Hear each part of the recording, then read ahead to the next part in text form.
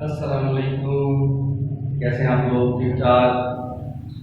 आज हमारा subject accounting, इसके अंदर टॉपिक स्टार्ट हो रहा है डेप्रिसिएशन। ठीक, डेप्रिसिएशन ये बीकॉम पार्ट 1 के अंदर भी होता है और सेकेंड ईयर कॉमर्स में सेम सवाल। बस बीकॉम पार्ट 1 के अंदर थोड़ी सी आगे की भी चीज़ होती हैं, लेकिन बेसिक तो ऑलमोस्ट सेम ही होगा।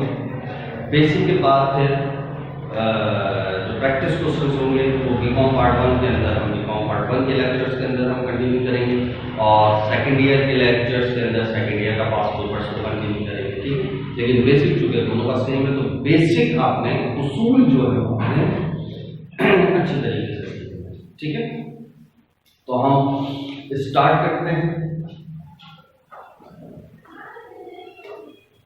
हमारे बेसिकली टॉपिक का नाम क्या है? डेप्रिसिएशन। एक एक लफ्ज के ऊपर गौर करना। ठीक है, यहां से आपको दिख रहा है डेप्रिसिएशन। ठीक है,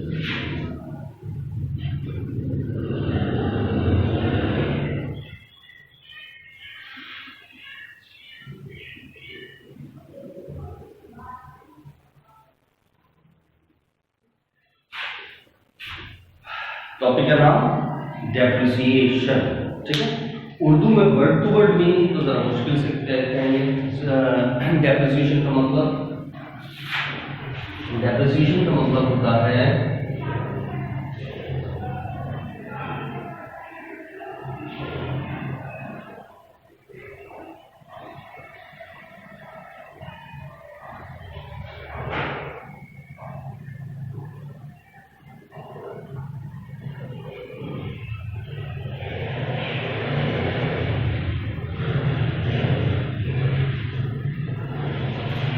शिकस्तो रीख। उर्दू में क्या कहेंगे? शिकस्तो रीख। और मजीद और क्या कह सकते हैं? फरसूदगी।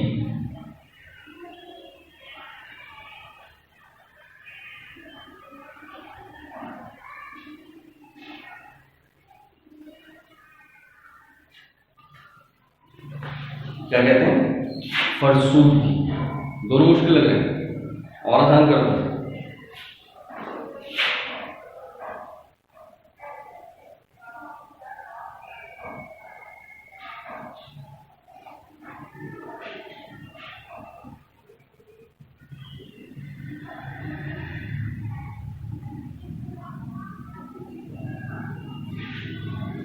टूट फूट, ये सही है, ये सही है। चलो, तो बात ये तो हो गया वर्ड टू वर्ड मतलब के जो हम टॉपिक पढ़ने जा रहे हैं उसका मतलब क्या है? टूट फूट, फरसूदगी या शिकस्तो रीख। अच्छा, ये तो वर्ड टू वर्ड मतलब है। मैं डे 1 से ये कह रहा हूँ कि जब भी अकाउंटिंग में कोई लफ्ज आए तो एक तो उसका वर्ड टू वर्ड मतलब वो भी पता ही होना चाहिए, एज वेल एज उसके डिटेल्ड डिफिनेशन भी पता होना चाहिए, यानी एक्सप्लेनेशन भी हो कि यार इसका मतलब तो ये है, एक्चुअल में दिमाग में इसके लिए अपनी क्या डिफिनेशन दिमाग में रखें। ठीक है, तो लिहाजा डेप्रिसिएशन का मतलब फरसूदगी। क्या मतलब फरसूदगी? किसी भी फिक्स असेट के जो काम करने की सलाहियत है, सही है, जो काम करने की सलाहियत है उसको कहते हैं डेप्रिसिएशन। ठीक है,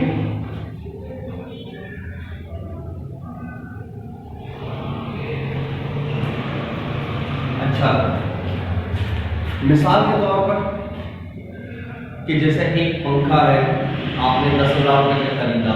ठीक है, इसकी लाइफ कितनी है? 10 साल लाइफ है।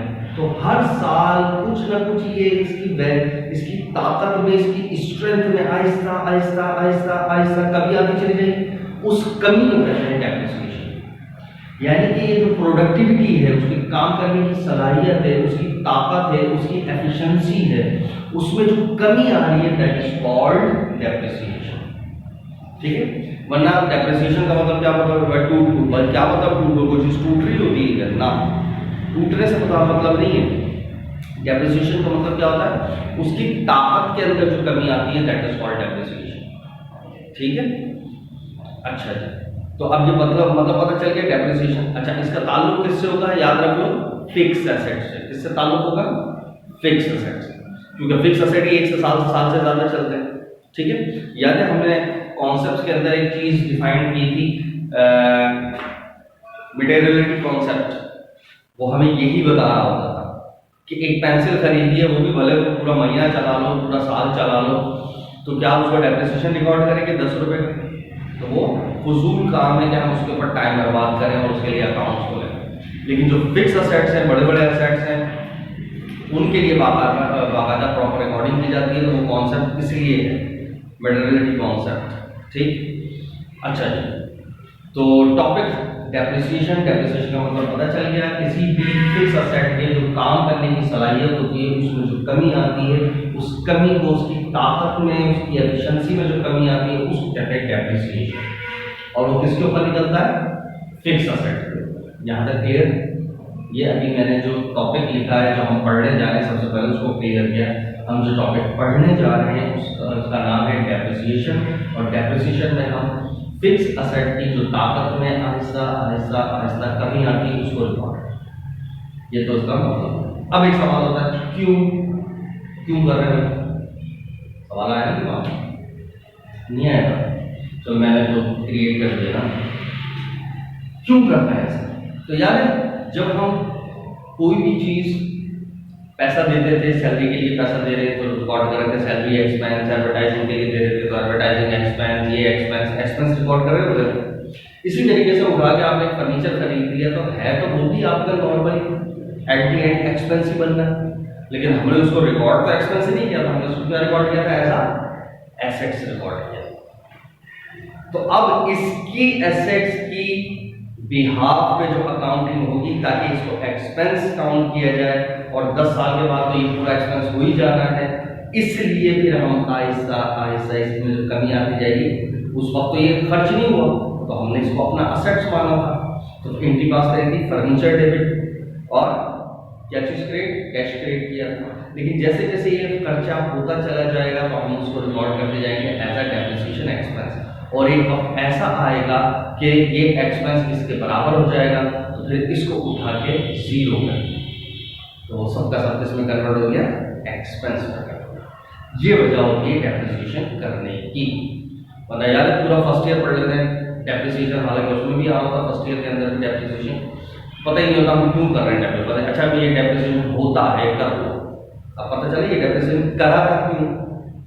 क्योंकि हमने उसको ऐसा असेट्स रिकॉर्ड किया था, और वो फॉर द टाइम भी आहिस्ता आहिस्ता एक्सपेंस आउट होता चला जाता है, इसलिए हम ये अकाउंटिंग कर रहे हैं। ठीक है, let's come to the point. Depreciation का मतलब फिक्स असेट की जो ताकत में कमी आ रही है उसको कहते हैं हम डेप्रिसिएशन। यहाँ तक क्लियर? अब डेप्रिसिएशन, अब ये एक सिंपल सी चीज हो गई है डेप्रिसिएशन। अब डेप्रिसिएशन को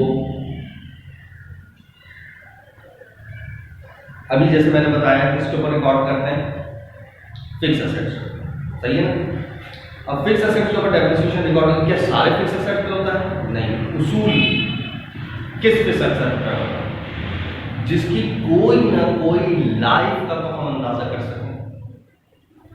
ठीक है, हम उसकी लाइफ का तो अंदाजा कर सकें। ठीक है,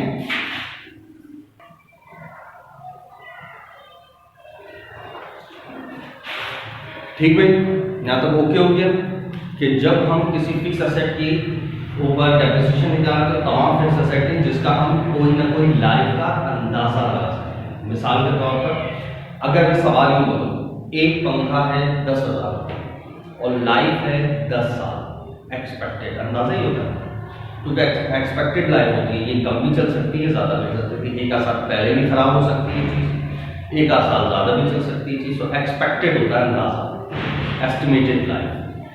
तो अगर मैं सवाल करता हूँ एक पंखा 10,000 रुपये का है, 10 साल लाइफ है, तो हर साल कितना यूज होगा, कितना डेप्रिशिएट होगा?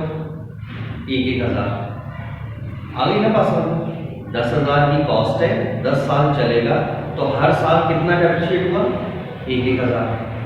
ठीक, लेकिन अब नेक्स्ट सवाल, अगर मैं सिर्फ यूं बोलूं एक पंखा है 10,000 रुपये का, बताओ साल में कितना खर्च होगा? तो अगर मैं लाइफ ही नहीं बता रहा तो क्या आप बता सकते हैं हर साल कितना खर्च होगा? नहीं बता सकते। सही है? तो याद रख लो, जिस चीज की लाइफ का अंदाजा भी नहीं लगा सकते उसके ऊपर डेप्रिसिएशन नहीं हो सकता। यही वजह है लैंड के ऊपर डेप्रिसिएशन नहीं होता। बाद में कहते हैं लैंड के ऊपर डेप्रिसिएशन क्यों नहीं होता, क्योंकि वो टूटती फूटती नहीं है। ये वजह नहीं है, टूटती फूटती नहीं है। जब पता चला जाए जमीन साइडों से टूटना शुरू हो जाएगी, उसकी तो कोई साइड ही नहीं है, ठीक है? तो लिहाजा जमीन टूटती फूटती बोलना ही गलत है, ठीक है? बल्कि क्या होता है, प्रोडक्टिव वैल्यू के अंदर उसमें कमी आ रही है। तो मशीन और जमीन के ऊपर क्यों नहीं होता, क्योंकि लाइफ नहीं है। पता नहीं कितने करोड़ों सालों से, पता नहीं कितने करोड़ों सालों तक रहेगी, हमें कुछ नहीं पता। हाँ, वो अलग बात है, हमें एक चीज पता है भाई, वो क़यामत को खत्म हो जाएगी। क्या क़यामत का एयर पता है किसी कब आएगी? एयर का मैंने पता नहीं है, तो लिहाजा हम भी नहीं बता सकते जमीन के ऊपर डेप्रिसिएशन कब तक। सेम यही वजह है इंसान के ऊपर डेप्रिसिएशन नहीं करना। इंसान की भी लाइफ का नहीं पता, इस वजह से इसका भी डेप्रिसिएशन नहीं हो सकता। वरना हर सबके पास अपने अलाउंस होते हैं, यार इतना डेप्रिसिएट हो गया, मैं थोड़ा सा रह गया। सही है? तो डेप्रिसिएशन इसके ऊपर भी, इंसान के ऊपर भी डेप्रिसिएशन नहीं निकल सकता। तो यहाँ तक क्लियर हो गया कि लफ्ज हम डेप्रिसिएशन पढ़ना जा रहे हैं। तो डेप्रिसिएशन का मतलब फिक्स असेट के अंदर जो काम करने की सलाहियत में कमी आती है, दैट इज कॉल्ड डेप्रिसिएशन। और डेप्रिसिएशन किसके ऊपर निकलता है? फिक्स असेट पे। और कौन सा फिक्स असेट? जिसकी कोई ना कोई लाइफ का अंदाजा किया जा सकता है। तो ये हो गया मेन पॉइंट जो हम डेप्रिसिएशन पढ़ने जा रहे हैं, उसके लिए दिमाग में रखना, ठीक है? अब सबसे पहले डेप्रिसिएशन जब हम पढ़ने जाएंगे तो उसके कितने मेथड्स होते हैं, उसके अंदर क्या क्या किया जाता है, कौन से मेथड होते हैं, क्या नाम होते हैं, क्यों करते हैं, वगैरह वगैरह, वो बात की। सबसे इंपॉर्टेंट और अहम चीज, बहुत सारे मेथड्स होंगे जिसके जरिए हम ये डेप्रिसिएशन कैलकुलेट करेंगे। तो डेप्रिसिएशन किसके ऊपर कैलकुलेट करना? फिक्स असेट है, ठीक है? तो सबसे पहली चीज, फिक्स असेट के अंदर उसकी हमें टोटल कॉस्ट भी चाहिए। क्या चाहिए? टोटल कॉस्ट भी चाहिए। अब यहां से अहम पॉइंट शुरू होने वाला है। तो जितने भी मेथड्स हैं वो बात की बात है, हम अप्लाई करेंगे, उसके ऊपर बात करेंगे, ये मेथड है, इसका नाम है ये नाम है, ये ऐसे होता है, इसका ये फार्मूला होगा, वो तो बात करें। ये सारे मेथड किसके ऊपर अप्लाई करेंगे? फिक्स असेट पर। तो हमें सबसे पहली चीज क्या चाहिए? उस फिक्स असेट जिसके ऊपर आप डेप्रिसिएशन निकालना चाहते हैं, उसकी कॉस्ट चाहिए कि वो है कितने का, तो फिर इसके ऊपर सारे मेथड अप्लाई हो जाए। तो सबसे पहली चीज इसकी क्या चाहिए हमें? कॉस्ट चाहिए। अब सवाल पैदा होता है, ये कॉस्ट क्या चीज होगी? तो एक आसान सी बात, जब हम कोई चीज लेने जा रहे हैं, फर्स्ट करो वो चीज कितने की है? 8 रुपए की, लेकिन उसको लाने में मुझे किराया लग गया 2 रुपए, तो वो चीज मुझे कितने की पड़ गई? 10 रुपए की। तो ये 10 कहलाएगी कॉस्ट, या आदमी करो टोटल कॉस्ट। हालांकि टोटल लफ्ज कोई चीज नहीं होती, असल लफ्ज होती कॉस्ट। तो कॉस्ट का मतलब ही नॉर्मली सवाल में लिखा होता है ना, टोटल कॉस्ट मालूम करें। तो एक्चुअली वो टोटल कॉस्ट है ना, वो एक कॉस्ट ही, यानी सारी चीजें। तो कुल मिला के बाद क्या हुई? जो भी चीज हम खरीदने जा रहे होते हैं उसके अंदर कुछ चीजें एडलेस हो गई होती है, उसके बाद जो फाइनल अमाउंट आता है that is called total cost. Clear? तो अब हम ये सीखेंगे ये फाइनल अमाउंट कैसे आता है। यानी मैंने भी क्या बताया, जो भी चीज हम खरीद रहे हैं उसके ऊपर कुछ चीजें एडलेस भी हो रही है। तो अब ये एक सवाल आया यहाँ, क्वेश्चन मार्क, एड लेस क्यों हो रही? यानी अगर कुछ चीजें ऐड हो रही है तो क्यों, और लेस हो रही है तो क्यों, और उनके क्या उसूल है, किन को ऐड करते हैं, किन को लेस करते हैं, वो बाहर आता है। यहाँ तक उसूल क्लियर हुआ? अच्छा, तो यानी सबसे पहली चीज है टोटल कॉस्ट मालूम करना। और टोटल कॉस्ट कैसे मालूम होती है? बहुत सारी चीजें इसके अंदर ऐड भी होती हैं, बहुत सारी चीजें इसमें से लेस भी होती हैं। उसके बाद जो फाइनल प्राइस आता है that is called total cost. यहाँ तक क्लियर? अच्छा, अब ये जो टोटल कॉस्ट आई, उसके लिए मैंने एक अल्फाज इस्तेमाल किया, कुछ चीजें एडलेस हुई। अब इसको मैं थोड़ा सा पोस्टमार्टम करूँ। अगर मैंने बोला कुछ चीजें ऐड, तो इसका मतलब कुछ चीजें ऐड हो रही हैं और कुछ चीजें ऐड नहीं हो रही। Point to be noted. कुछ चीजें इसमें ऐड हो रही हैं तो कुछ चीजें ऐड नहीं हो रही। तो कौन कौन सी हैं जो नहीं हो रही और क्यों नहीं हो रही, और जो ऐड हो रही हैं वो कौन कौन सी हैं और क्यों ऐड हो रही हैं, इसके जवाब। प्लस दूसरी बात क्या कहती है, कुछ चीजें इसमें से लेस हो रही है ना, तो कुछ चीजें लेस हो रही हैं, कुछ चीजें लेस नहीं हो रही। तो अब इनके जवाब कि कौन सी लेस होती हैं और क्यों, और कौन सी लेस नहीं होती और क्यों।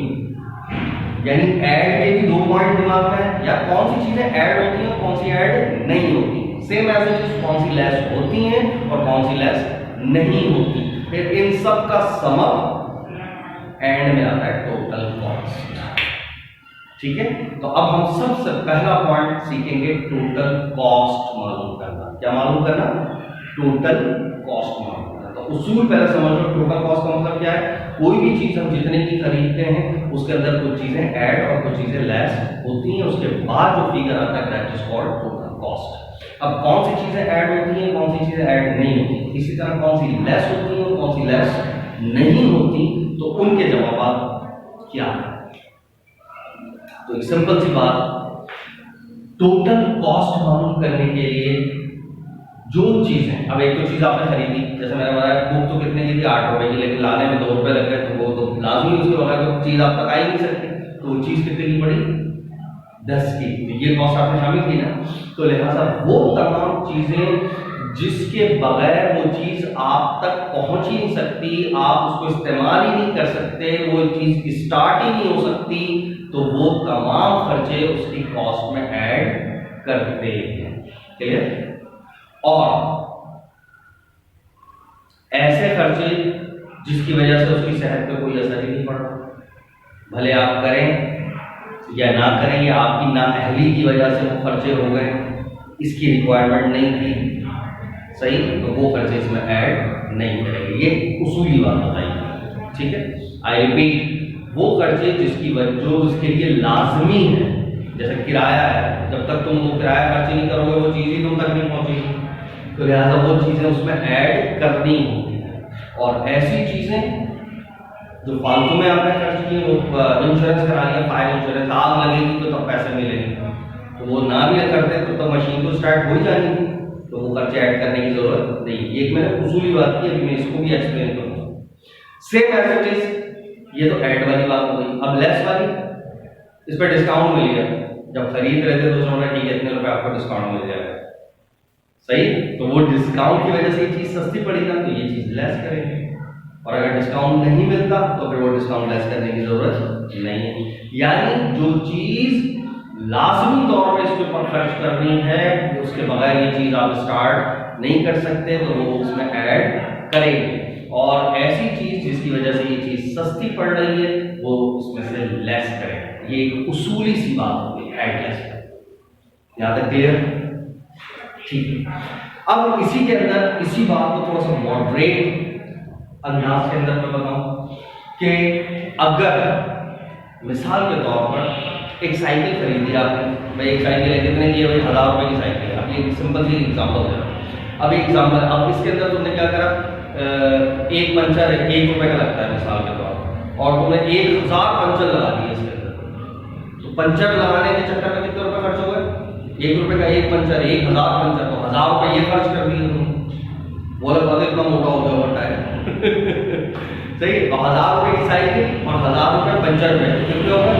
2000। तो क्या अपने दोस्त को जरा फोन करो, यार मैं एक साइकिल बेच रहा हूँ, 1000 पंचर लगेगा उसको, 2000 की खरीदोगे तो खरीदेगा नहीं, वो आगे से क्या जवाब देगा वो मैं बता नहीं सकता, सही है। तो लिहाजा ये पंचर वाली कॉस्ट उसमें ऐड नहीं करेंगे, क्लियर। लेकिन फर्ज करो यही 1000 की साइकिल तुमने ली, लेकिन इसके अंदर 24,000 रुपए का एक बाइक का कुछ इंजन और सिस्टम बना दिया साथ, तो अब तो साइकिल ही नहीं रही, बाइक साइकिल बन गई है ना, बाइक बन गई है। और अब तुम इसको 25,000 का बेच सकते हो, 1000 की वो 24 का और तुमने खर्चा किया, तो उसकी लाइफ में इजाफा हो गया, उसकी एफिशिएंसी में इजाफा हो गया, है ना, काम करने की सलाहियत में इजाफा कर दिया, उसकी एफिशिएंसी में इजाफा कर दिया।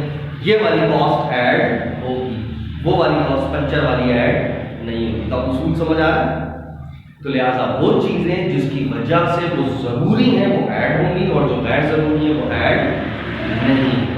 तो देखो अभी मैंने टोटल कॉस्ट कैसे कैलकुलेट करना है उसके लिए माइंड बना है। अब इंशाल्लाह हम अपने अगले लेक्चर के अंदर टोटल कॉस्ट कैसे मालूम करते हैं, उसकी क्या तरकीब होती है, उसको ब्रीफली जितनी अभी मैंने एग्जांपल दी बातें की उसके अंदर हम इन्हीं का एक प्रैक्टिकल सवाल सॉल्व करें। ठीक है, तो यहाँ तक मैंने क्या बताया, डेप्रिसिएशन का मतलब प्रोडक्टिविटी, उसकी काम करने की सलाहियत, फिक्स एसेट में जो काम करने की सलाहियत होती है उसमें जो कमी आती रहती है उस कमी को कहते हैं डेप्रिसिएशन। क्लियर। और डेप्रिसिएशन को कैलकुलेट करने के लिए बहुत सारे मेथड्स होते हैं, उन मेथड्स को अप्लाई करने के लिए हमें सबसे पहली चीज क्या चाहिए होती है, टोटल कॉस्ट। और टोटल कॉस्ट मालूम करने के लिए क्या होता है, वो जितनी की भी उसकी प्राइस होती है उसमें कुछ चीजें ऐड लेस होती है। अब कौन सी ऐड होती है कौन सी लेस होती है ये मैंने उसूल समझा दिया, जिसकी वजह से वो लाजमी है वो ऐड होगी, जो लाजमी नहीं वो ऐड नहीं होगी। अगर सस्ती पड़ रही है तो लेस होगी, सस्ती नहीं पड़ रही तो लेस नहीं होगी। अब इसकी एग्जांपल इंशाल्लाह हम अपने लेक्चर में, ठीक है। अल्लाह हाफ़िज़।